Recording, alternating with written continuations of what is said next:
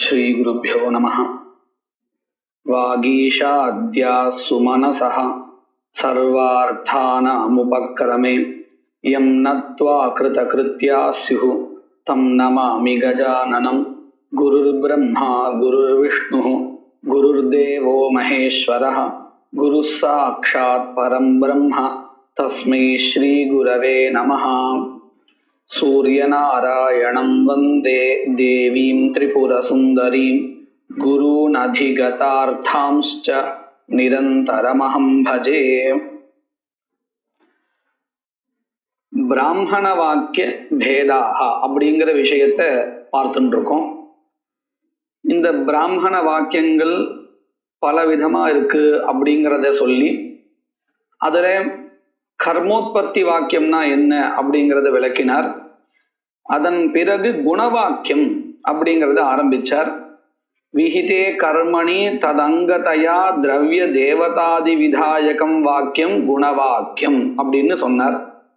அதாவது ஏற்கனவே வேற பிரமாணத்தினால வேற வாக்கியத்தினால கிடைக்க பெற்ற கர்மாவை உத்தேசிச்சு எந்த வாக்கியத்துல குணகாவானது அதாவது அங்கமாக இருக்கக்கூடிய திரவியமோ தேவதையோ இவைகள் விதிக்கப்படுகிறதோ அந்த வாக்கியமானது குணவாக்கியம் அப்படின்னு சொல்லி கொடுத்தார். அங்கத்துவம்னா என்னது அப்படின்னு கேள்வி கேட்டு கர்மாங்கதையா விஹிதத்வமேவ தத்யாதேஹே குணத்துவம் அப்படின்னு பதிலும் சொன்னார். கர்மாவினுடைய அங்கமாக விதிக்கப்படுவதே குணத்துவம் அப்படிங்கிறதையும் விளக்கினார். இப்போ இதுல ஒரு சின்ன விசாரம். அத்திர ஹோமஸ்ய உத்தேஷ்யத்துவம் நாம மானாந்தர பிராப்தத்வே சதி விதேய அன்வியதயா நிர்தேஷ்யத்துவம் விருத்த திரிகத்வயம் அப்படின்னு இந்த சாஸ்திரத்துல சொல்லக்கூடிய ஒரு விஷயம். திரிகம் அப்படின்னா என்னது? மூன்றுகளுடைய ஒரு கூட்டம். விருத்த திரிகம்னா என்னது? இரண்டு மூன்றுகள், அதாவது மூன்றினுடைய கூட்டம் ரெண்டு இருக்கு. முதல்ல உத்தேஷ்யத்துவம், அனுவாத்தியத்துவம், பிராதான்யம், இந்த மூன்றும் ஒரு கூட்டம். குணத்துவம், விதேயத்துவம், உபாதேயத்துவம், இந்த மூன்றும் ஒரு கூட்டம். இப்படி ரெண்டு கூட்டமா வச்சிருக்கு. இதுதான் திரிகம் அப்படின்னு சொல்லுவோம். திரிகம்னா மூன்றினுடைய ஒரு கூட்டம். இந்த ரெண்டு கூட்டம் இருக்கே, இது ரெண்டும் விருத்தம். அப்படின்னா என்ன அர்த்தம்? உத்தேசத்துவம், அனுவாத்தியத்துவம், பிராதான்யம் எந்த விஷயத்துல இருக்கோ அதுல குணத்துவம், விதேயத்துவம், உபாதேயத்துவம் வராது. அதே மாதிரி உபாதேயத்துவம், குணத்துவம், விதேயத்துவம் இந்த மூணு எதுல இருக்கோ அங்க முன்னாடி சொன்ன உத்தேசத்துவம், அனுவாத்தியத்துவம், பிராதான்யம் வராது. அதனாலதான் இதை நாம விருத்த திரிகத்வயம் அப்படின்னு விவகாரம் இந்த சாஸ்திரத்துல பண்ணிட்டு இருக்கோம். சரி, இதுல நாம உற்பத்தி வாக்கியம் அப்படின்னு முதல்ல ஒண்ணு பார்த்தோம். என்ன பார்த்தோம்? அக்னிஹோத்திரன் ஜுஹோதி அப்படிங்கிற வாக்கியத்தினால அக்னிஹோத்திரன் கர்மாவானது விதிக்கப்படுறது அப்படின்னு சொன்னோம். அந்த வாக்கியத்தினால கிடைக்க பெற்ற அக்னிஹோத்திர ஹோமத்தை உத்தேசிச்சு தத்னா ஜுஹோதி அப்படிங்கிற வாக்கியத்துல ததி என்கின்ற குணஹா, அதாவது குணஹான்னா இங்க அங்கம், திரவியமானது விதிக்கப்படுகிறது அப்படின்னு சொன்னோம். இந்த தத்னா ஜுஹோதி அப்படிங்கிற வாக்கியத்துல தத்னா அப்படிங்கிற திருத்தீயாந்த பதத்தினால, திருத்தீயா விபக்தியை கொண்ட பதத்தினால திரவியமானது காரணமாக சாதனமாக விதிக்கப்படுகிறது. எதை உத்தேசிச்சு அப்படின்னு கேட்டால் ஜுஹோதி அப்படிங்கிற பதத்துல இருக்கக்கூடியதான ஹூ அப்படிங்கிற அந்த தாத்துவினால சொல்லப்படுகின்ற அக்னிஹோத்திர ஹோமத்தை உத்தேசிச்சு. அது எப்படி ஹூ தாத்துவினால அக்னிஹோத்திர ஹோமஹா தான் சொல்லப்படுறதுன்னு நீங்க சொல்றேன் அப்படின்னு கேட்டா, இது அக்னிஹோத்திர பிரகரணம்னு பேர். வேதத்துல அக்னிஹோத்திர சம்பந்தப்பட்ட வாக்கியங்கள் எல்லாமே ஒரு இடத்துல படிக்கப்பட்டிருக்கும் இல்லையா? அந்த பிரகரணத்துக்கு அக்னிஹோத்திர பிரகரணம்னு பேரு. அந்த பிரகரணத்துல ஹூ தாது எங்கெல்லாம் வருதோ அங்க இந்த அக்னிஹோத்திரமானது சொல்லப்படுறதுன்னு நம்ம புரிஞ்சுக்கலாம். அப்படி பார்க்கும் பொழுது தத்னாஜுஹோதிங்கிற இடத்துல ஹூ தாத்துவினால ஹோமஹா சொல்லப்படுகிறது. அப்போ இந்த ஹூ தாதுவினால சொல்லப்பட்ட அக்னிஹோத்திர ஹோமம் தான் இந்த இடத்துல உத்தேஷ்யம். தத்னாஜுஹோதிங்கிற வாக்கியத்துல அக்னிஹோத்திர ஹோமஹா தான் உத்தேஷ்யமாக இருக்கிறது. சரி, ஹோமஹா உத்தேஷ்யம். இந்த ஹோமஹா புதுசா சொல்லப்படுறதா இல்ல ஏற்கனவே சொல்லப்பட்டது இங்கே அனுவாதம் செய்யப்படுகிறதா? அனுவாதம் செய்யப்படுகிறதானா என்ன அர்த்தம்? ஏற்கனவே வேற ஒரு பிரமாணத்தினால கிடைச்சத இங்க ஒரு பதத்தினால சொல்லப்படுறது, அதுதான் அனுவாதம்னு பேர். அனுவாதம்னா சொன்னதை திரும்ப சொல்லுதல். இப்போ நாம அப்படி பார்த்தோம்னா அக்னிஹோத்திரன் ஜுஹோதி அப்படிங்கிற வாக்கியத்தினாலேயே அக்னிஹோத்திர கர்மாவானது சொல்லப்பட்டுடுது. அப்போ இந்த தத்னாஜுஹோதிங்கிற இடத்துல ஹூ தாத்துவினால அக்னிஹோத்திர ஹோமஹா புதுசா சொல்லப்படல, ஏற்கனவே வேற பிரமாணத்தினால வேற வாக்கியத்தினால சொல்லப்பட்ட கர்மாவானது அனுவாதம் செய்யப்படுகிறது. அப்போ இந்த ஹூ தாதுவினால சொல்லப்பட்ட அக்னிஹோத்திர ஹோமத்துல அனுவாத்தியத்துவம் அப்படிங்கிற ஒரு தர்மஹா வந்துடுறது. எப்படி அக்னிஹோத்திர ஹோமஹா தத்னாஜுஹோதிங்கிற இடத்துல உத்தேசமாக இருக்கிறதுனால அந்த ஹோமத்திற்கு அக்னிஹோத்திர ஹோமத்திற்கு உத்தேசத்துவம் அப்படிங்கிற ஒரு தர்மஹா கிடைக்கிறதோ, அதை போலவே இது அனுவாதம் செய்யப்படுகிறது அப்படிங்கிறதுனால அனுவாத்தியத்துவம் அப்படிங்கிறதான தர்மஹா வந்துன்றது. இது ரெண்டாவது. மூணாவது, இந்த தத்னாஜுஹோதிங்கிற இடத்துல எது பிரதானம்? ததிங்கிற திரவியம் பிரதானமா அல்லது அக்னிஹோத்திர ஹோமஹா பிரதானமா அப்படின்னு கேட்டால் அக்னிஹோத்திர ஹோமஹா தான் பிரதானம். ஏன்னா அதை உத்தேசிச்சு தானே ததிங்கிற ஒரு திரவியம் அங்கமாக விதிக்கப்படுகிறது. அப்போ எது பிரதானம் அப்படின்னு கேட்டால் அக்னிஹோத்திர ஹோமஹா, உத்தேசமாக எது இருக்கோ அது பிரதானம். அப்போ என்ன ஆச்சு? இந்த அக்னிஹோத்திர ஹோமத்துல தத்னாஜுஹோதிங்கிற வாக்கியத்துல ஹூ தாத்துவினால சொல்லப்படுகின்ற அக்னிஹோத்திர ஹோமஹா இருக்கே, இதுதான் இங்கே பிரதானமாக இருக்கு. அப்போ என்ன ஆயிடுறதுன்னு கேட்டால் இந்த அக்னிஹோத்திர ஹோமத்துல பிராதான்யம் அப்படிங்கிற ஒரு தர்மஹா வந்துடுறது. அப்போ நல்லா பாருங்க, அக்னிஹோத்திர ஹோம தத்னாஜுஹோதிங்கிற வாக்கியம், அந்த வாக்கியத்துல ஹூ தாத்துவினால சொல்லப்படுகின்ற அக்னிஹோத்திர ஹோமத்துல என்னென்ன தர்மஹா இருக்கு?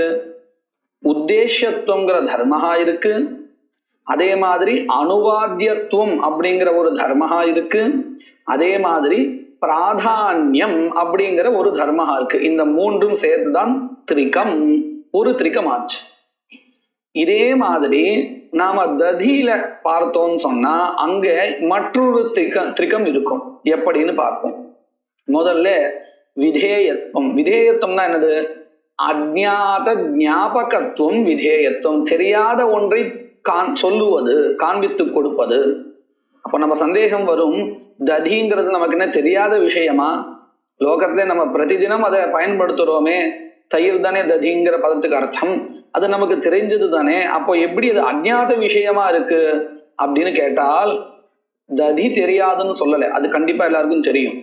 ஆனால் இந்த அக்னிஹோத்திர ஹோமத்திற்கு ததிங்கிற திரவியம், ததிங்கிறது தான் திரவியமாக இருக்கு. எப்படி நம்ம ஸ்மார்த்தத்திலே பார்க்கலாம், ஆயுஷ ஹோமத்திற்கு ஆஜ்யம் திரவியம்னு வச்சுட்டு இருக்கோம் இல்லையா, அல்லது நவகிரக மகத்துக்கு சமித்துகள், அன்னம், இப்படி எல்லாம் நம்ம திரவியம்னு சொல்றோம். அந்தந்த கர்மாவுக்கு குறிப்பிட்ட சில திரவியங்கள் விதிக்கப்பட்டிருக்கு அப்படின்னு நம்ம சொல்றோம் இல்லையா. அத போலதான் இங்கே அக்னிஹோத்திர ஹோமத்துக்கு, இன்னும் சொல்ல போனால் அக்னிஹோத்திர ஹோமத்திற்கு பயஹா, பால், ஆஜ்யமும் இருக்கு, ததியும் இருக்கு. அதுல இங்க நாம தத்னாஜுஹோதிங்கிற வாக்கியத்தை மாத்திரம் எடுத்துட்டு விசாரம் பண்றோங்கிறதுனால இங்க அக்னிஹோத்திர ஹோமத்தை உத்தேசிச்சு ததியானது சாதனமாக, திரவியமாக, கரணமாக விதிக்கப்படுகிறது. அப்போ நமக்கு எந்த அம்சம் தெரியாது அப்படின்னு கேட்டா ததி தெரியாதுன்னு இல்லை, இந்த ததியானது அக்னிஹோத்திர ஹோமத்திற்கு சாதனம் அப்படிங்கிறது தெரியாது. அக்னிஹோத்திர ஹோமத்திற்கு இந்த ததிங்கிற திரவியமானது சாதனமாக இருக்கு, காரணமாக இருக்கு, இந்த விஷயம் நமக்கு தெரியாது. இந்த வாக்கியம் இல்லைன்னா, தத்னா ஜுஹோதி அப்படிங்கிற வாக்கியம் இல்லைன்னு நம்ம வச்சுட்டு பார்த்தால் ததியானது அக்னிஹோத்திர ஹோமத்திற்கு சாதனம் அப்படிங்கிற விஷயம் நமக்கு வேற எந்த பிரமாணத்தினாலையும் தெரியாது. சரி, இப்போ என்ன ஆயிருக்குன்னு கேட்டா, ததி அப்படிங்கிறது அக்னிஹோத்திர ஹோமத்திற்கு சாதனம் அப்படின்னு தெரியாது. அப்போ இதுல எந்த தர்மஹா வந்திருக்கும்? இது விதேயமா இருக்கு, அஜ்ஞாத விஷயமா இருக்கு. அப்போ அஜ்ஞாத ஞாபகத்துவம் விதேயத்துவம், அந்த விதேயத்துவம் இங்க வந்துடுறது. இதுல ததியில வந்துடுறது ஒரு தர்மா. அதே மாதிரி இந்த ததியானது குணஹாவா பிரதானமா? குணஹான்னா அங்கம்னு அர்த்தம். அப்படி பார்த்தோம்னா ததியானது குணஹா அங்கம், பிரதானம் இல்லை. பிரதானம் அக்னிஹோத்திர ஹோமஹா. அப்போ என்ன ஆயிடுறது? இந்த ததியில குணத்துவங்கிற இன்னொரு தர்மஹா வந்துடுறது. அடுத்தது உபாதேயத்துவம். உபாதேயத்துவம் அப்படின்னா என்னது அப்படின்னு கேட்டால் அனுஷ்டான விஷயத்துவம், அதாவது கிருதி சாத்தியத்துவம். அப்படின்னா என்னது? நம்முடைய இந்த கிருதி இருக்கே, முயற்சி, அதற்கு விஷயமாக ஆகிறது. அப்படின்னா என்ன அர்த்தம் பார்க்கலாம். சந்திரனை கொண்டு வருதல் அப்படின்னு நாம சொல்லுவோம் வச்சுப்போம். இது நம்மளால முடியுமா? முடியாத விஷயம். ஸ்வர்க்கத்தை நாம புதுசா உண்டாக்கணும் அப்படின்னா முடியுமா? நம்மளால முடியுமா? முடியாது. அப்போ இதெல்லாம் என்னது தெரியுமா? நம்முடைய கிருதிக்கு இலக்காகாது, நம்முடைய கிருதி சாத்தியமாகாது. ஆனால் இந்த ததி இருக்கே, ததியை வச்சுண்டு நாம ஒரு ஹோமத்தையோ இல்ல ஒரு கர்மாவையோ பண்ண முடியும் தானே. அப்போ இது கிருதிக்கு விஷயமாறதா இல்லையா? கிருதி சாத்தியமாகிறதா இல்லையா? அதைத்தான் இங்க உபாதேயத்துவம்னு சொல்லிட்டு இருக்கோம். நம்முடைய அனுஷ்டானத்திற்கு அது ஒரு விஷயமாக ஆகும், நம்முடைய கிருதிக்கு சாத்தியமாக ஆகும். இதுதான் உபாதேயத்துவம் அப்படிங்கிற பதத்தினால சொல்லிட்டு இருக்கா. அப்போ உபாதேயமாக இருக்கு ததி. அப்போ ததியில என்ன தர்மஹா வரும்? உபாதேயத்துவம் அப்படிங்கிற ஒரு தர்மஹா வந்துடுறது. ஆக மொத்தம் இப்போ இந்த குணஹா அங்கமாக இருக்கக்கூடிய ததியில 3 தர்மங்கள் வந்திருக்கு. என்னென்னது அப்படின்னு கேட்டால் விதேயத்துவம், குணத்துவம், உபாதேயத்துவம் அப்படிங்கிற 3 தர்மங்கள் வந்துடுறது. அப்போ நல்லா பாருங்க, உத்தேசமாக இருக்கக்கூடிய ஹூதாத்வர்த்தமாக இருக்கக்கூடிய அக்னிஹோத்திர ஹோமத்துல 3 தர்மங்கள். என்னென்ன தர்மங்கள்? உத்தேசத்துவம், பிராதான்யம், அனுவாத்தியத்துவம். இந்த 3ம் ஹோமத்துல வந்திருக்கு. ததியில என்னென்ன வந்திருக்கு? விதேயத்துவம், குணத்துவம், உபாதேயத்துவம் அப்படிங்கிற இந்த 3 தர்மங்கள். இந்த 3ல ஒரு பாதி இங்க இருக்கட்டும், ஒரு பாதி அங்க கிட்ட சொல்ல முடியாது. 3ம் ஒரு இடத்துல தான் இருக்கும். இது மற்றொரு இடத்துக்கு போகாது. எப்போ?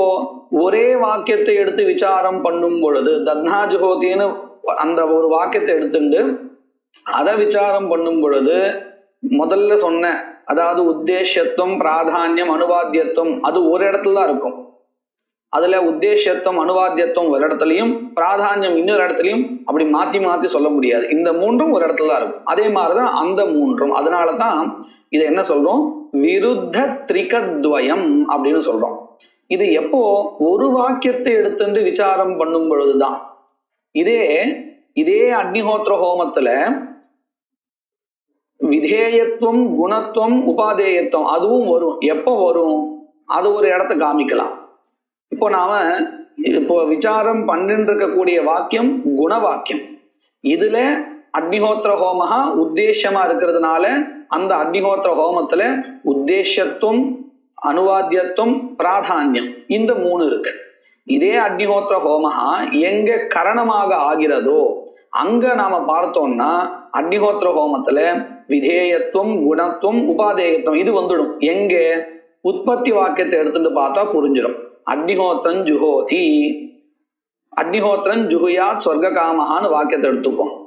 நமக்கு அது விளக்குறதுக்கு ரொம்ப சௌகரியமா இருக்கும். ஏன்னா அதுல உத்தேசியம் எதுன்னு கேட்டா ஸ்வர்கா, அக்னிஹோத்திரம் ஜுகுயாத் ஸ்வர்க காமஹா. இப்போ இந்த இடத்துல ஸ்வர்க்கத்தை உத்தேசிச்சு அக்னிஹோத்திர ஹோமஹா விதிக்கப்படுகிறது. எப்படி தத்னாஜுஹோதிங்கிற இடத்துல அக்னிஹோத்திர ஹோமத்தை உத்தேசிச்சு ததிங்கிற திரவியமானது சாதனமாக கரணமாக விதிக்கப்பட்டதோ, அதை போலவே அக்னிஹோத்திரன் ஜுஹியாத் ஸ்வர்க காமஹாங்கிற இடத்துல ஸ்வர்க்கத்தை உத்தேசிச்சு அக்னிஹோத்திர ஹோமஹா கரணமாக சாதனமாக விதிக்கப்படுகிறது. அப்போ என்ன ஆறுது பாருங்க, ஸ்வர்க்கத்துல உத்தேசத்துவம் வந்துடுறது. ஏன்னா அதுதானே உத்தேசியமா இருக்கு, அதை உத்தேசிச்சு தானே ஹோமஹா கரணமா விதிக்கப்பட்டிருக்கு. அப்போ ஸ்வர்க்கத்துல உத்தேசத்துவங்கிற தர்மஹா வந்துடுறது. அதே மாதிரி ஸ்வர்கஹா இந்த வாக்கியத்தினாலதான் தெரிஞ்சுட்டோங்கிறது இல்லை. புராணங்கள்ல நம்ம ஏற்கனவே படிச்சு தெரிஞ்சுட்டு இருக்கோம், ஸ்வர்கஹான்னு ஏதோ ஒரு தேசா இருக்கு, அல்லது ஒரு சுக விசேஷமான ஒரு இது ஒரு ஸ்தானம் அல்லது சுக விசேஷா இப்படின்னு புராணங்கள்லிருந்து பார்த்து நாம தெரிஞ்சுட்டோம். அப்ப என்ன ஆறுது, இந்த இடத்துல அக்னிஹோத்திரம் ஜுஹியா ஸ்வர்க காமஹாங்கிறதுல அந்த ஸ்வர்க பதம் புதுசா ஸ்வர்க்கத்தை சொல்லலை. எப்பொழுதும் இதை நல்லா ஞாபகம் வச்சுக்கணும். எந்த வாக்கியத்திலையும் சரி உத்தேசியமா இருக்கிறது புதுசா இருக்காது, நமக்கு தெரிஞ்சதாதான் இருக்கணும். விதேயமா இருக்கிறது புதுசா இருக்கும், அதை நம்ம நல்லா தெரிஞ்சுக்கணும். உத்தேசம் எப்பொழுதுமே நமக்கு ஏற்கனவே தெரிஞ்சதா தான் இருக்கும், தெரியலன்னா அது உத்தேசம் ஆகாது. அத போல இங்க ஸ்வர்கா தெரிஞ்ச விஷயமா இருக்கிறதுனால அது அணுவாத்தியத்துவம் அதுல வந்துடுறது. அதே மாதிரி அதுதான் பிரதானம், அதை உத்தேசிச்சு தானே ஹோமஹா விதிக்கப்பட்டிருக்கு அக்னிஹோத்திரன் ஜுஹியா ஸ்வர்க காமஹாங்கிற வாக்கியத்துல. அதனால என்ன ஆச்சு, ஸ்வர்க்கத்துல இப்போ எந்தெந்த தர்மங்கள் இருக்கு, உத்தேசத்துவம் இருக்கு, அணுவாத்தியத்துவம் இருக்கு, பிராதான்யம்ங்கிற 3 தர்மங்கள் இருக்கு. அதே சமயத்துல நாம இங்க கவனிச்சோம்னா அக்னிஹோத்திர ஹோமத்துல அக்னிஹோத்திர ஹோமஹா ஸ்வர்க ரூப பலோத்தேசேன விதீயத்தே, ஸ்வர்க்கம் என்கின்ற பலத்தை உத்தேசிச்சு விதிக்கப்படுவதனால அக்னிஹோத்திர ஹோமத்துல விதேயத்துவம் வந்துடுறது. ஏன்னா இந்த வாக்கியம் இல்லைன்னா நமக்கு அக்னிஹோத்திர ஹோமஹா ஸ்வர்க்கத்துக்கு சாதனம் அப்படிங்கிறது தெரியவே தெரியாது. அப்போ இங்க அஜ்ஞாத விஷயத்தும் இருக்கு. அதனால அக்னிஹோத்திர ஹோமத்துல அக்னிஹோத்திரன் ஜுஹியாத் ஸ்வர்க காமஹா அப்படிங்கிற வாக்கியத்தை எடுத்து பார்க்கும் பொழுது அக்னிஹோத்திர ஹோமத்துல விதேயத்துவம் இருக்கு. அதே மாதிரி அது அனுஷ்டானத்துக்கு விஷயமாக ஆகிறதுங்கிறதுனால உபாதேயத்துவமும் இருக்கு, குணத்துவமும் இருக்கு. ஏன்னா சொர்க்கத்தை உத்தேசிச்சு சாதனமாக அங்கமாகத்தானே விதிக்கப்படுகிறது, அதனால குணத்துவமும் இருக்கு. அப்போ இது நல்லா நம்ம புரிஞ்சுக்கலாம். அக்னிஹோத்திரன் ஜுஹியா ஸ்வர்க காமஹான வாக்கியத்தை எடுத்து நம்ம பார்த்தோம்னா அந்த வாக்கியத்துல ஸ்வர்க்கத்துல உத்தேசத்துவம் அனுவாத்தியத்துவம் பிராதான்யம் இருக்கு. அக்னிஹோத்திர ஹோமத்துல விதேயத்துவம் உபாதேயத்துவம் குணத்துவம் இந்த 3 தர்மங்கள் இருக்கு. இதே அக்னிஹோத்திர ஹோமத்தை அனுவாதம் பண்ணும் சமயத்தில், அதாவது குணவாக்கியத்தை எடுத்து பார்க்கும் பொழுது தத்னா ஜுஹோதி, பயசா ஜுஹோதி, ஆஜ்யேன ஜுஹோதி இந்த மாதிரியான வாக்கியங்கள் எடுத்து பார்க்கும் பொழுது அந்த இடத்துல ஜுஹோதிங்கிற பதத்தினால ஹூ தாத்துனால அக்னிஹோத்திர ஹோமஹா அனுவாதம் செய்யப்படுகிறது. அப்போ அந்த வாக்கியத்துல அக்னிஹோத்திர ஹோமத்திற்கு உத்தேசியத்துவம் அனுவாத்தியத்துவம் பிராதான்யம் அப்படிங்கிற இந்த தர்மங்கள் வந்துடுறது. அங்க இருக்கக்கூடிய ததி பயஸ் முதலிய திரவியங்கள்ல விதேயத்துவம் உபாதேயத்துவம் குணத்துவம் இந்த 3ம் வந்து விடுகிறது. இதுதான் விருத்த திரிகத்வயம். இதை பத்தி தான் இப்போ இந்த மீமாம்சா பரிபாஷா கிரந்தத்துல சொல்லிட்டு இருக்கா. அத்திர ஹோமஸ்ய உத்தேசத்துவம் நாம, அத்திர அப்படின்னா என்ன அர்த்தம், தத்னா ஜுஹோதி என்கின்ற குணவாக்கியத்தில் ஹோமஸ்ய ஹோமத்திற்கு உத்தேசத்துவம் அப்படின்னு நம்ம சொன்னோமே, உத்தேசத்துவங்கிற தர்மா இருக்குன்னு அப்படின்னா என்னது அப்படின்னு விளக்குறா. மானாந்தர பிராப்தத்வே சதி விதேய அன்வயிதயா நிர்தேசத்துவம். மானாந்தரேன, மான பதத்துக்கு பிரமாணம்னு அர்த்தம். பிரமாணாந்தரேன மற்றொரு பிரமாணத்தினால் ஏற்கனவே கிடைக்க பெற்ற ஒன்றை மறுபடியும் இங்கே சொல்லுதல். எதற்காக சொல்லணும் மறுபடியும்? தத்னா ஜுஹோதிங்கிற இடத்துல தத்னா மட்டும் போதுமே, அந்த அக்னிஹோத்திர பிரகரணம் தானே, தானாகவே அக்னிஹோத்திரம் கிடைச்சிடுமே அப்படின்னு கேட்டா அப்படி இல்லை. ததியானது கரணம். எதற்கு அப்படின்னு கேட்டா உத்தேசம் எதுன்னு சொல்லணுமா இல்லையா? அத பதத்தின் மூலமாகவே சொல்லணும். அப்பதான் இந்த ததிக்கும் உத்தேசமாக இருக்கக்கூடியதான ஹோமத்திற்கும் சம்பந்தா தெரிய வரும். அப்படி விதேயமாக இருக்கக்கூடிய விதிக்கக்கூடிய ததிக்கு உத்தேசத்தோடு சம்பந்தம் ஏற்பட வேண்டும் என்பதற்காக சொல்லப்படுதல். அதுதான் இங்க சொல்லிட்டு இருக்கா. ஹோமஸ்ய உத்தேசத்துவம் நாம மானாந்தர பிராப்தத்வே சதி. மானாந்தரம் சொன்னா அக்னிஹோத்திரன் ஜுஹோதி என்கின்ற வாக்கியத்தினால் பிரமாணத்தினால் கிடைக்க பெற்று விதேய அன்பியதயா விதேயமாக இருக்கக்கூடிய ததி அதனுடன் அன்பியதயா, அன்வயகான சேர்க்கைன்னு அர்த்தம். அன்பியதயா சேர்ப்பதற்காக நிர்தேசத்துவம் அங்கே குறிப்பிடுதல் அப்படின்னு அர்த்தம். விதேயமான ததியோடு சேருவதற்காக குறிப்பிடுதல். குறிப்பிடுதல்னா சப்தத்தினால சொல்லுதல், ஹூ தாத்துவினால சொல்லுதல். இதுதான் நிர்தேசத்துவம். இதுதான் ஹோமஸ்ய உத்தேசத்துவம் என்றால். அடுத்தது தஸ்யைவ மானாந்தர பிராப்தஸ்ய புனఃகத்தியமான ரூபத்துவம் அனுவாத்தியத்துவம். அனுவாத்தியத்துவம்னா என்னது? நாம இப்பதான் கொஞ்சம் நேரம் மேல சொன்னோம். ஏற்கனவே தெரிஞ்ச விஷயத்தை மறுபடியும் சொல்லுதல், அதுதானே அனுவாத்தியத்துவம். அதைத்தான் இங்க மறுபடியும் சொல்லிட்டு இருக்கான். தஸ்யைவ, தஸ்யைவன்னு சொன்னா அதையே. அதையேனா எதையே? மானாந்தர பிராப்தஸ்ய வேற ஒரு பிரமாணத்தினால கிடைக்க பெற்றதை, அதாவது அக்னிஹோத்திரன் ஜுஹோதிங்கிற உற்பத்தி வாக்கியத்தினால கிடைக்க பெற்ற அக்னிஹோத்திர ஹோமத்தை புனகா மறுபடியும், புனఃகத்தியமானத்துவ ரூபம் மறுபடியும் சொல்லுதல் என்றதான அனுவாத்தியத்துவம். அனுவாத்தியத்துவம்னா மறுபடியும் சொல்லுதல். ஏற்கனவே வேற ஒரு பிரமாணத்தினால கிடைக்கப்பெற்ற விஷயத்தை மறுபடியும் இங்கே சொல்லுதல். இதுதான் அனுவாத்தியத்துவம். அடுத்தது தத்யாதி குணான்வியதையா பிராதான்யஞ்ச. ததி இங்கே குணமாக இருக்கிறது, அங்கமாக இருக்கிறது. அது பிரதானத்தோடு சேருகிறது இல்லையா? இதுதான் பிராதான்யம். அந்த குணகா போய் எங்க போய் சேருகிறது? எதை உத்தேசிச்சு விதிக்கப்படுகிறதோ அதோடு சேருகிறது. அதாவது அக்னிஹோத்திர ஹோமத்தோடு சேருகிறது. இந்த சேர்க்கைன்னு சொல்றோம் இல்லையா, இதுதான் பிராதான்யம். ததியானது குணகா. அப்போ குணகான்னு சொன்னாலே லோகத்திலே நாம இவன் அங்கம் அப்படின்னு சொன்னா யாருக்கு? இவன் சகாயகன், உதவியாளர் அப்படின்னு சொன்னா யாருக்கு அப்படின்னு ஒரு கேள்வி கேட்போம். அத போல ததியானது குணகான்னு சொன்னா அது யாருக்கு அப்படின்னு கேள்வி வரும் இல்லையா? அது யாருக்குன்னு நம்ம சொல்றோமோ அவர் தான் உத்தேசம், அவரிடத்தில் தான் பிராதான்யம் ஆனது இருக்கும். அதுதான் இங்க சொல்லிட்டு இருக்கா. தத்யாதி குணான்வியதையா பிராதான்யஞ்ச.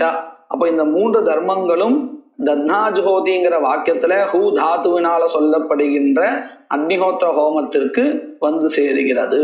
இப்போ ஒரு திரிகம் ஆயிருக்கு. புஸ்தகத்தின்படி நாம அந்த விவரணம் படிக்கும் பொழுது ஒரு திரிகம் ஆயிருக்கு. இப்ப ரெண்டாவது தத்யாதேகே மானாந்தர அப்ராப்தத்வாத்.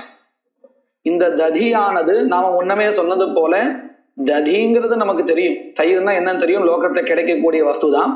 ஆனால் ததி அக்னிஹோத்திர ஹோமத்திற்கு சாதனம் கரணம் அப்படிங்கிறது தெரியாது இல்லையா? அதைத்தான் இங்க சொல்லிட்டு இருக்கா. தத்யாதேகே, அதாவது ததியானது ஹோமத்திற்கு கரணம் என்பது மானாந்தர அப்பிராப்தத்வாத். வேற மானாந்தரம்னா பிரமாணாந்தரம் அர்த்தம். இந்த வாக்கியத்தை விட்டால் வேற எந்த பிரமாணத்தினாலையும் கிடைக்காதது. அதனால் அத்ரைவ விதேயத்துவம், இந்த வாக்கியத்தில் தான் அதற்கு விதேயத்துவம் கிடைக்கிறது. இரண்டாவது திரிகத்துல ஒண்ணு இப்ப சொல்லியாச்சு விதேயத்துவம். அடுத்தது ஹோம சாதனத்துவாச்ச ஹோமாபேட்சையா குணத்துவம். அதாவது இந்த ததியானது குணஹா, நம்ம முன்னாடி கூட சொன்னோம், குணஹான்னு சொன்ன அங்கம். அங்கம்னா எதற்கு? ஏன்னா இது சாபேட்ச பதார்த்தம்னு சொல்லுவோம். எதை பார்க்கும் பொழுது இது குணஹா, எதை பார்க்கும் போது இது அங்கம், எதை பார்க்கும் பொழுது அது பிரதானம் அப்படின்னு கேள்வி வந்துட்டே இருக்கும். நம்ம இங்கே கவனிக்கலாம். ஸ்வர்க்கத்தை வச்சுட்டு பார்க்கும் பொழுது அக்னிஹோத்திரன் ஜுஹயா ஸ்வர்க காமஹான்னு அந்த வாக்கியத்தை விசாரம் பண்ணும் பொழுது ஸ்வர்கா பிரதானம், அக்னிஹோத்திர ஹோமஹா அங்கம். ஆனா இந்த தத்னா ஜுஹோதிங்கிற இடத்துல நம்ம பார்த்தோம்னா ததி அங்கம், இந்த அக்னிஹோத்திர ஹோமஹா பிரதானம். அப்போ இதுவே என்ன தெரிகிறது, இந்த அங்கம் பிரதானம் அப்படிங்கிறத ஒண்ணு பார்க்கும் பொழுதுதான், ஒண்ணு வச்சுட்டு தான் சொல்ல முடியும். சாபேட்சமான பதார்த்தமா இருக்கு. அப்போ இந்த ததியானது குணஹா அங்கம், எதற்கு, ஹோமத்திற்கு. அதனாலதான் ஹோம சாதனத்துவாச்ச ஹோமாபேட்சையா குணத்துவம், ஹோமத்தை வச்சுட்டு பார்க்கும் பொழுது இது குணமாக இருக்கு. அப்போ ரெண்டாவது தர்மா வந்தாச்சு. மூணாவது புருஷ அனுஷ்டீயமான, புருஷேன அனுஷ்டீயமானத்துவாத், அதாவது இந்த கர்மாவில யார் ஈடுபட்டிருக்கானோ அவனுடைய அனுஷ்டானத்திற்கு இது விஷயமாக ஆகிறது. புருஷ கிருதி சாத்தியமாக ஆகிறது. அதனால இதுல உபாதேயத்துங்கிற தர்மஹாவும் இருக்கு. புருஷ அனுஷ்டீயமான, புருஷேன அனுஷ்டீயமானத்வாச்ச உபாதேயத்துவம் ச. இப்போ ரெண்டாவது திரிகமும் வந்தாச்சு. அத்திர மானாந்தர பிராப்தத்துவம் மானாந்தர ஞாதத்துவம். இப்போ எடுத்துட்ட விஷயத்த சொல்லி முடிச்சுட்டார். இந்த விளக்கும் பொழுது மானாந்தர பிராப்தத்துவம் மானாந்தர அப்பிராப்தத்துவம் அப்படின்னு ரெண்டு பதங்களை உபயோகப்படுத்தினார். அதற்கு என்ன அர்த்தம் அப்படிங்கிறத விளக்கிறார். முதல்ல மானாந்தர பிராப்தத்துவம்னா என்னது? மானாந்தர பிராப்தத்துவம் என்றால் மானாந்தர ஞாதத்துவம், வேறு ஒரு பிரமாணத்தினால தெரிந்து கொள்தல். இதுதான் மானாந்தர பிராப்தத்துவம், மானாந்தர ஞாதத்துவம். இதற்கு அப்படியே நேர்மறையாக இருக்கக்கூடியது மானாந்தர அப்பிராப்தத்துவம். அதுதான் சொல்லிட்டு இருக்கா. அப்பிராப்தத்வஞ்ச அஜ்ஞாதத்துவம். மானாந்தர அப்பிராப்தத்துவம் என்றால் வேறு பிரமாணத்தினால் கிடைக்க பெறாதது, மானாந்தர அஜ்ஞாதத்துவம் போத்தியம். இப்போ பிராமண வாக்கியத்தை விவரிக்க ஆரம்பிச்சார். அதுல முதல்ல உற்பத்தி வாக்கியம்னா என்னதுன்னு சொல்லி கொடுத்தார். இப்போ குண வாக்கியத்தையும் சொல்லி கொடுத்துட்டார். இப்ப மூணாவதாக பல வாக்கிய நிரூபணம். என்னது? உற்பன்னஸ்ய கர்மணஹ பலாகாங்ஷாயாம் பல சம்பந்த போதகா விதிஹி பல விதிஹி. நாம உற்பத்தி வாக்கியத்தை பார்த்திருப்போம். அக்னிஹோத்திரம் ஜுஹோதி அப்படிங்கிற உற்பத்தி வாக்கியத்தை பார்த்திருப்போம். அக்னிஹோத்திர ஹோமத்தை இந்த வாக்கியமானது விதிக்கிறது, இதை பார்த்திருப்போம். இப்போ அடுத்து நமக்கு என்ன சந்தேகம் வரும், என்ன ஆகாங்ஷா வரும்? இந்த அக்னிஹோத்திரத்தை வச்சுட்டு நாம என்ன பண்ணணும், இந்த அக்னிஹோத்திரத்துக்கு என்ன பிரயோஜனம் அப்படிங்கிற ஒரு கேள்வி வரும்.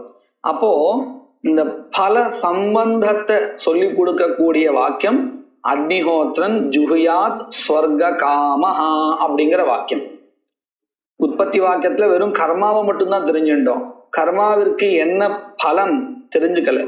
அத சொல்லக்கூடிய வாக்கியம்தான் அக்னிஹோத்திரன் ஜுஹுயாத் ஸ்வர்க காமஹாங்கிற வாக்கியம். இந்த வாக்கியத்துக்கு தான் நாம என்ன பேரு கொடுக்கிறோம், பல வாக்கியம் அப்படின்னு, பல விதிஹி. இந்த பல விதிக்கு தான் இன்னொரு பேரும் உண்டு, அதிகார விதிஹி. அதிகார விதிஹி பல விதிஹி ரெண்டும் ஒண்ணுதான். இந்த ரெண்டு பெயராலையும் சொல்லப்படுகின்ற வாக்கியம் ஒண்ணுதான்.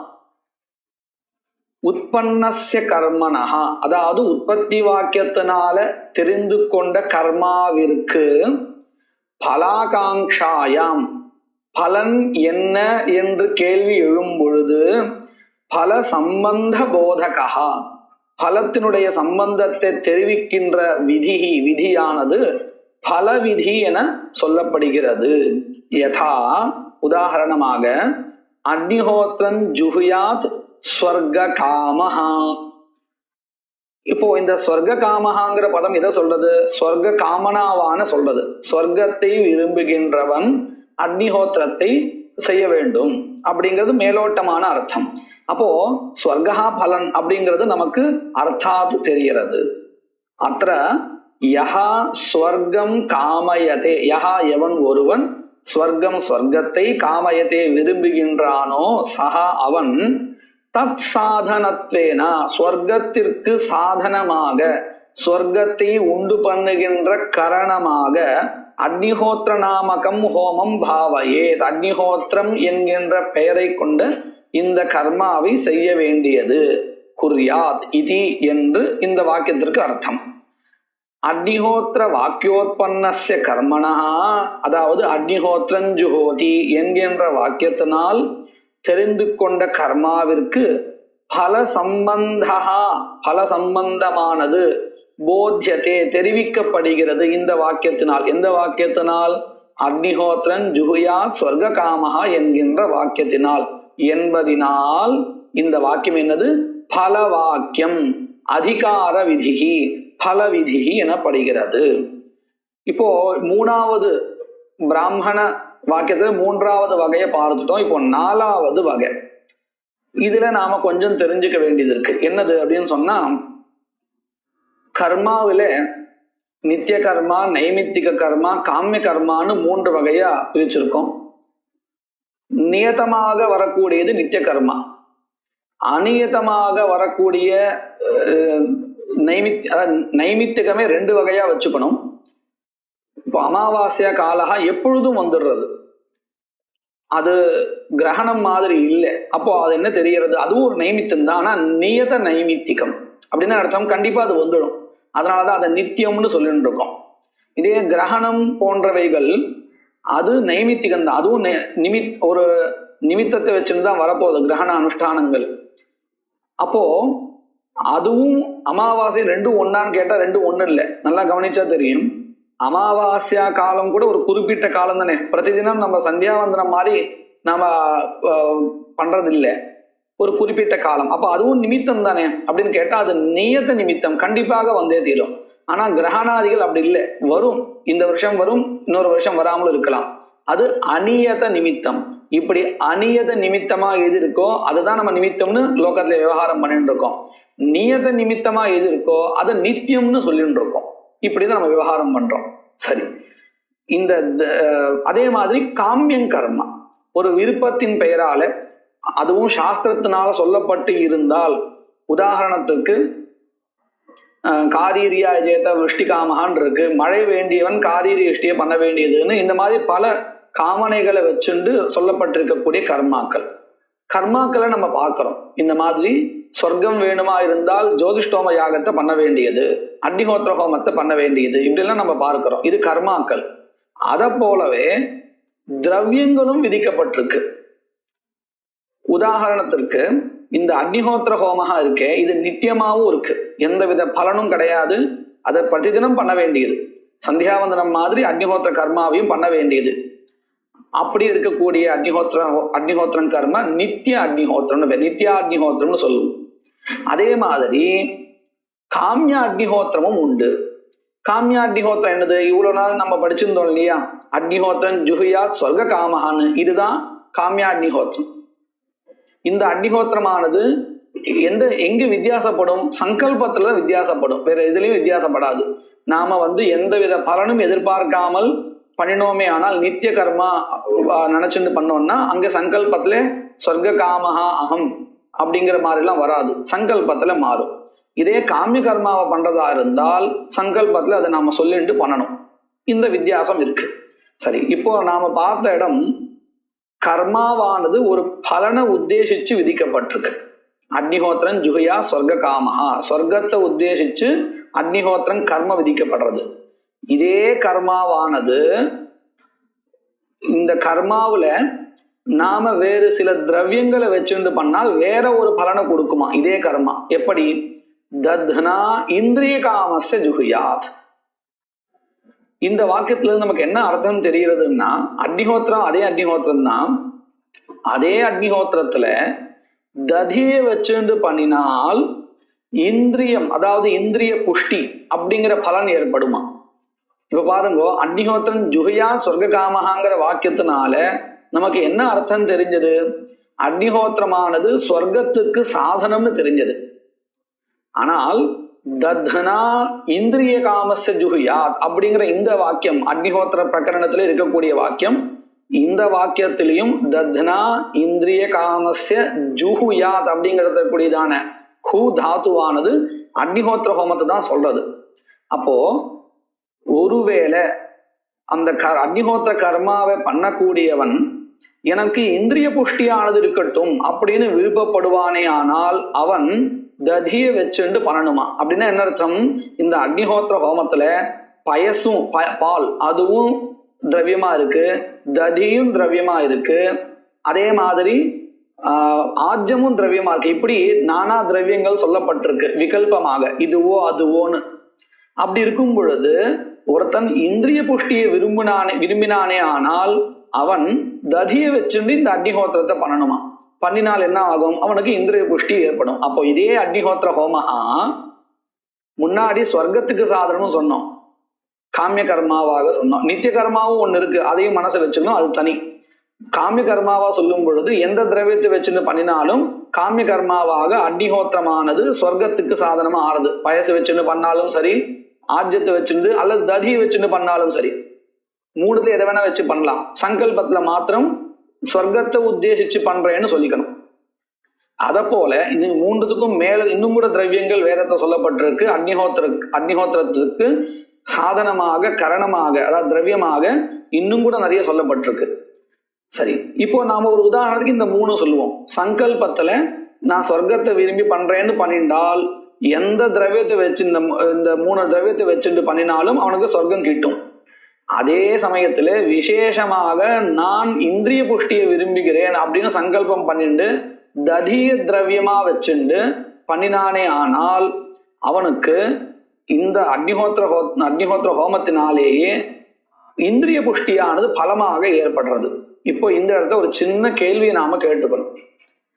அக்னிஹோத்திரன் ஜுஹுயா சொர்க்க காமஹா அப்படிங்கிற வாக்கியத்தை வச்சுண்டு நான் இப்போ அக்னிஹோத்திர ஹோமத்தை பண்றேன் சொர்க்கத்தை உத்தேசிச்சு. சொர்க்கத்துக்கு இப்போ சாதனம் எது அப்படின்னு, காரணம் எது அப்படின்னு கேட்டால் அக்னிஹோத்திர ஹோமஹான்னு சொல்லுவோம் இல்லையா?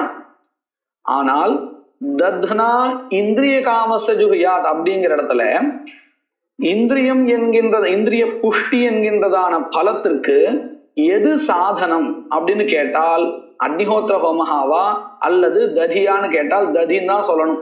ததிதான் இங்க நேரடியாக பலனுக்கு சாதனம். அக்னிஹோத்திர ஹோமம் வெறும் ஆசிரயா, அதாவது ததியானது சொர்க்கத்து இந்திரிய புஷ்டிக்கு காரணம்னு சொன்னா நம்ம வீட்டில் இருக்கக்கூடிய ததியும் காரணம் ஆயிடும். அப்படி இல்லை, இந்த ததியானது ஹோமத்துல பயன்பட்டதாக இருந்து கொண்டு இந்திரிய புஷ்டி என்கின்றதான பலனை உண்டாக்குகிறது. வெறுமனே வீட்டில் இருக்கக்கூடிய ததியானது இந்திரிய புஷ்டிக்கு காரணம் அல்ல, அக்னிஹோத்திர ஹோமத்தில் பயன்பட்டதாக அதில் ஆசிரயித்து இருப்பதாக இருந்து கொண்டு இந்த ததியானது இந்திரிய புஷ்டி என்கின்றதான பலத்திற்கு சாதனமாக ஆகிறது. அப்போ நல்லா கவனிங்கோ, தத்னாஜுஹோத்தின்னு ஒரு வாக்கியம் படிச்சோமே, அந்த இடத்துல ததியானது எதை உத்தேசிச்சு விதிக்கப்பட்டது? அக்னிஹோத்திர ஹோமத்தை உத்தேசிச்சு விதிக்கப்பட்டது. அக்னிஹோத்திர ஹோமத்திற்கு சாதனமாக விதிக்கப்பட்டது.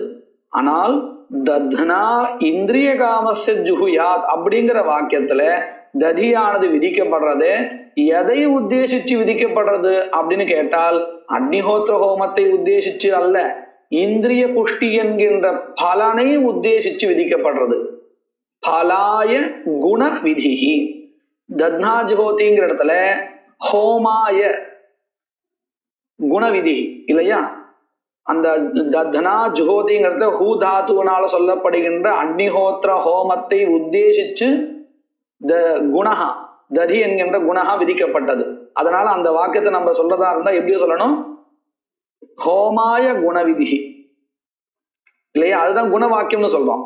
ஆனா இங்க தத்னா இந்திரிய காமச ஜுஹியாத் அப்படிங்கிற இடத்துல இங்கேயும் குணஹா தான் விதிக்கப்படுறது. ஆனால் குணஹா ஹோமத்தை உத்தேசிச்சு விதிக்கப்படல, பலத்தை உத்தேசிச்சு விதிக்கப்படுறது. இந்திரிய புஷ்டி என்கின்றதான பலத்தை உத்தேசிச்சு விதிக்கப்படுறது. அப்ப இதை நம்ம என்ன சொல்லலாம்? பலாய குணவிதி. அதைத்தான் இங்க சொல்லிட்டு இருக்கா, பலாய குணவாக்கியம். எப்படின்னு பாருங்க, பிராப்தம் கர்ம ஆஸ்ரித்ய. ஏற்கனவே கிடைக்க பெற்றதான கர்மாவை ஆசிரயித்து, அதாவது அந்த கர்மாவில் பயன்பட்டு அப்படின்னு அர்த்தம். பிராப்தம் கர்ம ஆசிரித்ய பலாய குணவிதோ, பலத்திற்காக ஒரு குணம் விதிக்கப்படுகையில் அந்த வாக்கியத்திற்கு என்ன பேரு? பலாய குணவாக்கியம் என்று பெயர். யதா, உதாரணமாக, தத்னா இந்திரிய காமஸ்ய ஜுஹுயாத் இதி.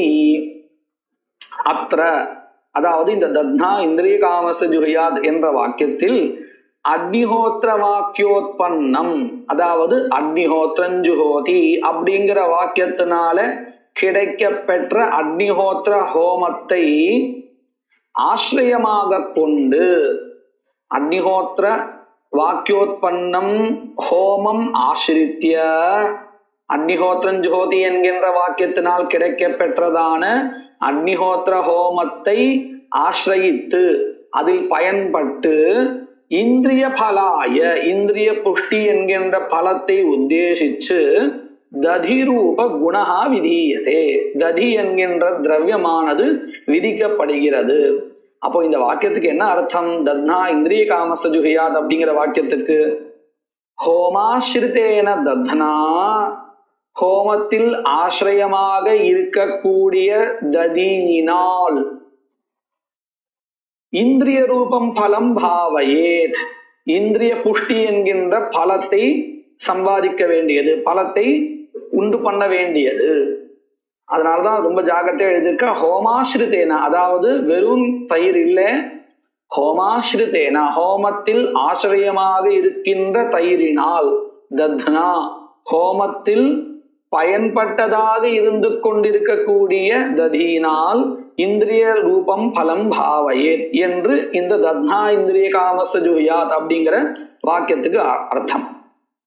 சரி, ஹோமாஸ்ரிதேனா அப்படின்னா என்ன அர்த்தம்? நாம இங்க தமிழ்ல சொல்லும் பொழுது சொல்லிட்டோம், ஹோமத்தில் பயன்பட்டதாக இருந்து கொண்டு அப்படின்னு. அதற்கு சமஸ்கிருதத்தை விளக்கம் கொடுக்கிறா.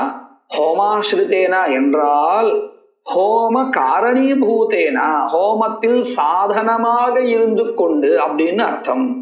ஹோமாஸ்ரிதேனா ஹோம காரணீபூதேனா இத்யர்த்தः. அயமேவ குணபல விதிஹி குணகாம விதிஹி இதி ச உச்சதே. இந்த வாக்கியத்திற்கே, அதாவது பலாய குணவிதின்னு சொல்றோம் இல்லையா, அதற்கே இன்னும் சில பெயர்கள் உண்டு. குணபல விதிஹி, அத விவரிச்சு பார்த்தோம்னா எல்லாம் ஒரே அர்த்தம்தான். பலாய குணவிதிஹி, குணபல விதிஹி அல்லது குணகாம விதிஹி, எல்லாத்துக்கும் அர்த்தம் ஒண்ணுதான், வெவ்வேறு பதங்களால அதனுடைய விவகாரம் பண்றோம். அயமேவ குணபல விதிஹி குணகாம விதிஹி இதி ச உச்சதே. இதன் பிறகு மேற்கொண்டு சகுண கர்மோத்பத்தி வாக்கியம், சபல கர்மோத்பத்தி வாக்கியம் அப்படிங்கிறதாக ரெண்டு சொல்ற. அப்படின்னா என்னது? இதுவரையில் நாம கர்மோத்பத்தி வாக்கியம் அப்படின்னு ஒண்ணு பார்த்தோம். அதாவது கர்மாவை சொல்லுகின்ற வாக்கியம் தனியாக, அதே மாதிரி பல சம்பந்தத்தை சொல்லுகின்ற வாக்கியம் தனியாக, அதிகார விதிகி பல விதிகி இப்படின்னு தனியா பார்த்தோம். அதே மாதிரி குணத்தை சொல்லக்கூடிய தத்னா ஜுஹோதிங்கிற ஒரு வாக்கியம் தனியா, இப்படி ஒவ்வொன்றுத்தையும் சொல்றதுக்கு ஒவ்வொரு தனித்தனி வாக்கியமா பார்த்தோம். கர்மாவை சொல்றதுக்கு ஒண்ணு, கர்மாவிற்கும் பலத்திற்கும் சம்பந்தத்தை சொல்லக்கூடிய அக்னிஹோத்திரன் ஜுஹுயா ஸ்வர்ககாமஹா அப்படிங்கிற மாதிரியானது தனியா. அதே மாதிரி தத்னா ஜுஹோதி கர்மாவை உத்தேசிச்சு குணத்தை அங்கத்தை விதிக்கக்கூடியதான வாக்கியம் தனியாக, இப்படி ஒவ்வொரு வாக்கியம் தனித்தனியா பார்த்தோம். சில இடத்துல கர்மாவையும் கர்மாவினுடைய சம்பந்தத்தையும் சொல்ற வாக்கியம் ஒண்ணுதான் இருக்கும். அதாவது அதுவே கர்மாவினுடைய உற்பத்தி வாக்கியம், அதுவே கர்மாவினுடைய பல சம்பந்தத்தை சொல்லுகின்ற வாக்கியம், ஒரே வாக்கியம். ஏன் அப்படின்னு நம்ம கேட்க முடியாது. வேதத்துல இருக்கக்கூடிய இப்போ தனித்தனியா வாக்கியம் இருந்தால் இதற்கு இந்த வேலை. நம்மளே கூட லௌகிகத்துல என்ன பண்றோம், ஆட்கள் நிறைய இருந்தால் 3 பேர் இருக்காங்க, 3 காரியம் இருக்கு, என்ன பண்ணுவோம், ஒவ்வொருத்தருக்கும் ஒவ்வொரு காரியத்தை கொடுத்து நீ இதை பண்ணு நீ இதை பண்ணுன்னு ஒவ்வொருத்தருக்கு பிரிச்சு கொடுப்போம். இருக்கிறது 2 பேர் தான், செய்ய வேண்டிய காரியம் 3 அல்லது 4 இருக்குன்னா என்ன பண்ணுவோம், சரி சமமா பிரிச்சு நீ இந்த 2 வேலையும் பாரு நீ இந்த 2 வேலையும் பாருன்னு நம்ம பிரிச்சு கொடுப்போம் இல்லையா? அந்த மாதிரிதான் இங்கேயும் வேதத்துல மூன்றும் தனித்தனியா, கர்மோத்பத்தி வாக்கியம் தனியாக, கர்ம பல சம்பந்தத்தை சொல்லக்கூடிய வாக்கியம் தனியாக, கர்ம குண சம்பந்தத்தை சொல்லக்கூடிய வாக்கியம் தனியாக இருந்தால் தனித்தனியாக நம்ம இதுக்கு இதுன்னு சொல்லுவோம். அப்படி இல்லாத பட்சத்துல என்ன பண்ணுவோம், ரெண்டு வேளையும் இந்த ஒரு வாக்கியமே செய்யறதுன்னு சொல்லிடுவோம். அப்படி ஒரு வாக்கியத்தை தான் இங்க சொல்லிட்டு இருக்கா. அதையும் ரெண்டு வகையா சொல்லலாம். அதாவது கர்மா, கர்மாவிற்கும் பலத்தினுடைய சம்பந்தத்தையும் ரெண்டுத்தையும் சொல்லக்கூடிய வாக்கியம் ஒரு வகை. இன்னொரு வாக்கியம் உண்டு. எப்படின்னு கேட்டா, கர்மாவையும் அதுதான் சொல்லும், கர்மாவினுடைய அங்கமாக இருக்கக்கூடிய திரவியத்தையும் அதுவே சொல்லிடும், கர்மாவிற்கும் பலத்துக்கும் இருக்கக்கூடிய சம்பந்தத்தையும் மூன்றுத்தையும் சேர்த்து அதுவே சொல்லிடும். இப்படி ரெண்டு வகையா இருக்கு. இதுல நாம முதல்ல பார்க்க போறது சகுண கர்மோத்பத்தி வாக்கியம். அதாவது கர்மா, கர்மாவினுடைய அங்கமாக இருக்கக்கூடிய திரவியம், இத ரெண்டுத்தையும் ஒரே வாக்கியம் சொல்ல போறது. அப்பேற்பட்ட ஒரு வாக்கியத்தை நம்ம பார்க்க போறோம். சகுண கர்மோத்பத்தி வாக்கியம். தலைப்பு திரவிய தேவதாதி குண விசிஷ்ட கர்ம விதாயகம் வாக்கியம் சகுண கர்மோத்பத்தி வாக்கியம். குணேன சக கர்மோத்பத்தி சகுண. சசீதா லக்ஷ்மணா அப்படின்னு சொன்னா என்ன அர்த்தம், சீதாவுடன் லக்ஷ்மணுடன் கூடிய ராமன் அர்த்தம் இல்லையா. அந்த ச அப்படிங்கிற பதத்துக்கு சேர்த்துன்னு அர்த்தம். எதனுடன் சேர்த்து, குணத்துடன் சேர்த்து கர்மாவை சொல்லுகின்ற வாக்கியம் சகுண கர்மோத்பத்தி வாக்கியம். அந்த குணஹா என்னது, ஒண்ணு திரவியம், ததி போன்ற திரவியம், அல்லது தேவதா. சில இடத்துல தேவதையானது இந்த கர்மாவில இந்த தேவதை அங்கம் அப்படிங்கிறதையும் சொல்லும். அந்த மாதிரி குணபதத்துக்கு திரவியமோ அல்லது தேவதாவோ அர்த்தா. திரவிய தேவதாதி, திரவியமோ தேவதையோ அல்லது மற்றவைகளோ, இவைகள் கொண்ட குணங்கள், இவைகள் தான் குணங்கள். இந்த குணங்களை கொண்ட குண விசிஷ்ட, குணத்துடன் சேர்ந்த கர்ம விதாயகம் வாக்கியம், கர்மாவை விதிக்கின்ற வாக்கியம் சகுண கர்மோத்பத்தி வாக்கியம் எனப்படுகிறது. யதா, உதாரணத்திற்கு சோமேன யஜேதா. இந்த இடத்துல சோம பதத்துக்கு சோம திரவியத்தை கொண்ட யாகஹான்னு அர்த்தம். அப்போ இந்த வாக்கியம் எதை சொல்றது, திரவியத்துடன் கூடிய கர்மாவையே சொல்லிடுறது. அப்போ இந்த வாக்கியம் திரவியத்துடன் கூடிய யாகத்தை சொல்லுவதனால யாகத்தினுடைய உற்பத்தி வாக்கியமும் இதுதான். இந்த யாகத்துல திரவியம் எப்படி அக்னிஹோத்திர ஹோமத்துல ததி திரவியம் அப்படிங்கிறது வேற வாக்கியம் சொன்னதோ, அதை போல இந்த வாக்கியமே என்ன பண்ணி கொடுத்துடுறது, இந்த குறிப்பிட்ட யாகத்துல சோம லதா தான் திரவியங்கிறது இந்த உற்பத்தி வாக்கியத்திலே தெரிஞ்சிடுறது. சோமேன யஜேதா இதி அத்திர, அதாவது இந்த சோமேன யஜேதாங்கிற வாக்கியத்துல சோமலதா விசிஷ்டா யாகா விதீயதே. சோமலதாவை திரவியமாக கொண்ட யாகா, சோமலதாவுடன் கூடிய யாகா விதிக்கப்படுகிறது. அப்போ நமக்கு சந்தேகம் வரும், சோமலதாவுடன் கூடிய யாகா தானே விதிக்கப்பட்டது, சோமலதா விதிக்கப்படலையே அப்படின்னு கேட்டால், விசிஷ்டம் விதீயத்தைன்னு சொன்னாலே அந்த விசேஷணமும் அங்க விதிக்கப்படுறதா தான் நம்ம எடுத்துப்போம். எப்படி நம்ம லோகத்துல நம்ம விவகாரத்திலே பார்க்கலாம். ஈர துணியை கொண்டு வா அப்படின்னு நான் ஒருத்தர்கிட்ட சொல்லியிருக்கேன்னு வச்சுப்போம். அவர் போறார், அங்கே ஈர துணி இல்லை, காஞ்ச துணியா தான் இருக்கு. இப்போ அவர் காஞ்ச துணியை கொண்டு வருவாரா, இல்ல அந்த காஞ்ச துணியை ஈரப்படுத்தி கொண்டு வருவாரா அப்படின்னு கேட்டா, கண்டிப்பா காஞ்ச துணியை ஈரப்படுத்தி மெனக்கெட்டு அதை ஈரப்படுத்தி கொண்டு வருவார். ஏன்னா நான் சொன்னது விசிஷ்டம், அதாவது ஈர துணி, ஈரத்துடன் கூடிய துணி. விசிஷ்டம் நான் துணி தான் கொண்டு வர சொல்லியிருக்கேன், ஈரத்தையும் துணியையும் கொண்டு வான்னு நான் சொல்லல, தனித்தனியா சொல்லல. ஆனால் விசிஷ்டமான ஒண்ணு சொல்லிட்டேன், ஈர துணியை கொண்டு வா அப்படின்னு சொல்லும் பொழுது அவர் காஞ்ச துணியா இருந்தாலும் அதை நினைச்சிட்டு ஒரு துணி, அந்த ஈர துணியை கொண்டு வருவார். அப்போ இதுல இருந்து நமக்கு என்ன தெரிகிறது, அந்த விசேஷணத்தை நான் தனியா சொல்லல, ஈரத்தை நான் தனியா சொல்லல, ஆனால் ஈரத்துடன் கூடியதுன்னு சொன்னதுனாலேயே, விசிஷ்டமா அந்த துணியை சொன்னதுனாலேயே அந்த விசேஷணம் அதுவும் கூட அது விதிக்கப்படுறதுன்னு அவர் புரிஞ்சுட்டார். அதை போலதான் இங்கேயும் சோம விசிஷ்ட யாகம், சோமலதா என்கின்ற திரவியத்துடன் கூடிய யாகா தான் இந்த வாக்கியத்தை விதிக்கப்படுறது இல்லைன்னு சொல்லல. ஆனால் அந்த விசேஷணம் இருக்கே யாகத்துல சோமலதா அப்படிங்கிறது, அந்த விசேஷணமும் கூட இதிலேயே தெரிகிறது. அதைத்தான் இந்த கிரந்தத்துல நம்ம சொல்லி கொடுக்கிறா. விசிஷ்ட விதௌ அபி, விசிஷ்டமான யாகம்தான் விதிக்கப்படுறது என்றாலும் கூட விசேஷணஸ்ய அர்த்தாத்விதி. அர்த்தாத்விதின்னு என்ன அர்த்தம்? அது தனியா சொல்லலைன்னாலும் அது தானாகவே தெரியறது. ஏன்னா அந்த விசேஷனம் இல்லைன்னா சோம விசிஷ்ட யாகான்னு ஆகாது. சோமத்துடன் இல்லைன்னா ஈரத்துடன் கொண்டு வரலன்னா அது ஈரத்துணி ஆகாது, துணி ஆகும், ஈரத்துணி ஆகாது. அத போல விசிஷ்டமா ஆகணும்னா அந்த விசேஷனும் சேர்ந்துதான் வரணும், அது தானாகவே தெரியும் அப்படின்னு நம்ம விவகாரத்தை சொல்றோம் இல்லையா.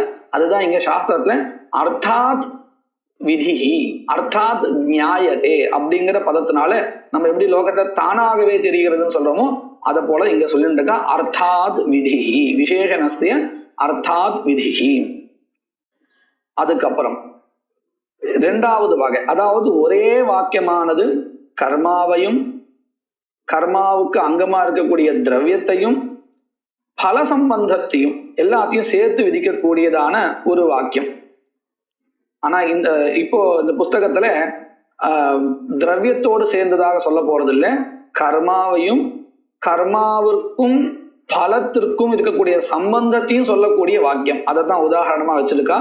அதாவது போன வாக்கியத்துல கர்மாவிற்கும் கர்மாவிற்கு அங்கமாக இருக்கக்கூடிய திரவியத்திற்கும் சம்பந்தம், இந்த ரெண்டுத்தையும் சேர்த்து சொல்லக்கூடிய வாக்கியத்தை உதாரணமா காமிச்சா, இப்போ கர்மாவிற்கும் கர்மாவு பலத்திற்கும் சம்பந்தம் வரக்கூடிய ஒரே வாக்கியம். அதாவது அந்த வாக்கியம் கர்மாவினுடைய உற்பத்தி வாக்கியமாகவும் இருக்கும், அதே மாதிரி பல சம்பந்த போதகமான வாக்கியமாகவும் இருக்கும். முன்னாடி சொன்ன உதாரணத்துல உற்பத்தி வாக்கியமாகவும் இருக்கும், குண வாக்கியமாகவும் இருக்கும் ஒரே வாக்கியம். அப்பேற்பட்ட உதாரணம் இங்கே உற்பத்தி வாக்கியமாகவும் இருக்கும், அதே மாதிரி பல சம்பந்தத்தை சொல்லக்கூடிய வாக்கியமாகவும் இருக்கும். அப்பேற்பட்ட உதாரணம் குவச்சித் சில இடங்கள்ல கர்மோத்பத்தி வாக்கியமேவா, கர்மாவினுடைய உற்பத்தி வாக்கியமே பல சம்பந்த போதகம் அபிபவதி, கர்மாவிற்கும் பலத்திற்கும் இருக்கக்கூடியதான சம்பந்தத்தை சொல்லுகின்ற வாக்கியமாக இருக்கும். யதா உதாரணத்திற்கு உத்பிதா எஜேத பசுகாமஹா இதி. உத்பித் அப்படிங்கிறது கர்மாவினுடைய பெயர். எப்படி அக்னிஹோத்திரம் அப்படின்னு அந்த கர்மாவுக்கு பெயரோ அத போல உத்பித் அப்படிங்கிறது கர்மாவினுடைய பெயர். அதுல அந்த உத்பித் பதத்துக்கு அப்புறம் திருதியா விபக்தி இருக்கிறதுனால உத்பிதா அப்படின்னு வந்திருக்கு பதம். உத்பிதா யஜேத பசுகாமஹா, அதாவது உத்பித் என்கின்ற பெயரை கொண்ட கர்மாவும் இது இங்க விதிக்கப்படுறது.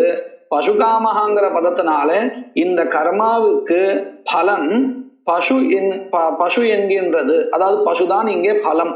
எப்படி அக்னிஹோத்திரன் ஜுகுயாத் சொர்க்ககாமஹா அப்படிங்கிற வாக்கியத்தினால ஸ்வர்கா என்கின்ற பலன் அக்னிஹோத்திர கர்மாவிற்கு தெரிந்ததோ அத போல இங்க உத்பித் என்கின்றதான பெயரை கொண்ட இந்த கர்மாவிற்கு பலன் என்னது? பசுஹு அப்படின்னு தெரிகிறது. உத்பிதாய ஜேத பசுகாமஹா இதி அத்திர, அதாவது இந்த வாக்கியத்தில் உத்பின்னாமக யாகஹா விதீயத்தை, இந்த வாக்கியத்துல உத்பித் என்கின்றதான கர்மாவானது யாகவானது விதிக்கப்படுறது. ஏன் அப்படின்னு கேட்டா வாக்கியாந்தர அவிஹிதா ஏவ, வேற ஒரு வாக்கியம் இல்லை இந்த கர்மாவை சொல்றதுக்கு, தனியாக கர்மோத்பத்தி வாக்கியம் இல்லை. அதனால வாக்கியாந்தர அவிஹிதா ஏவ, வேறு வாக்கியத்தினால் விதிக்கப்படாத, மற்றொரு வாக்கியத்தினால் விதிக்கப்படாத, அதே சமயத்துல பசுகாமஸ்ய பசுபலாய விதீயதே, பசு காமனாவானாக இருக்கக்கூடியவனை உத்தேசிச்சு பசு என்கின்றதான பலத்தை கொண்டதாக இந்த கர்மாவானது விதிக்கப்படுகிறது. இந்த ரெண்டுத்தையும், அதாவது கர்மாவையும் பல சம்பந்தத்தையும் இந்த வாக்கியமே சொல்லி கொடுத்துடுறது. இது ஏகமேவ இதம் வாக்கியம் பல சாதன யாக விதாயகம், அதாவது கர்மாவையும் விதிக்கிறது, பசு என்கின்றதான பலத்திற்கு இது சாதனம் என்கின்ற பல சம்பந்தத்தையும் தெரிவிக்கிறது. இப்படியாக இந்த வாக்கியம் சபல கர்மோத்பத்தி வாக்கியமா இருக்கு. இதற்கு முன்பாக பார்த்த வாக்கியம் சகுண கர்மோத்பத்தி வாக்கியம், இப்போ பார்த்த வாக்கியம் சபல கர்மோத்பத்தி வாக்கியமாக இருக்கிறது.